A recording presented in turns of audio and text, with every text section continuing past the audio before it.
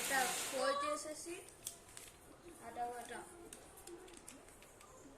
ఇట్లా తయారు చేసేసి ఆ తర్వాత ఇట్లా ఓపెన్ చేసేసి ఫస్ట్ హాఫ్గా ఫోల్డ్ చేసుకోండి.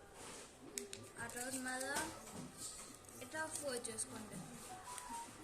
ఇప్పుడు మళ్ళీ ఇట్లా చేసుకోండి. ఇప్పుడు ఒకే ఒక పార్ట్ని ఎట్లా పెట్టేసి అలా ఎట్లా చేయాలి. ఆ తర్వాత ఈ మూడు పార్ట్ని రివర్స్ తెచ్చేసి ఎట్లా పెట్టాలి. ఆ తర్వాత ఎట్లా చేసేసి మనము లౌడ్ అదే ఎట్లా చేయాలి. సరేనా? ఎట్లా చేసామా, ఎట్లా చేసినాక ఎట్లా తీసేసి ఆ తర్వాత మళ్ళా అడు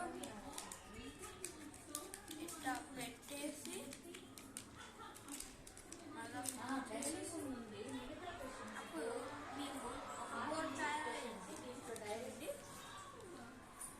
మరింత వీడియోస్ కావాలంటే please subscribe and share and ఒక్క లైక్ ఇవ్వండి ఈ వీడియో మీకు బాగా నచ్చితే.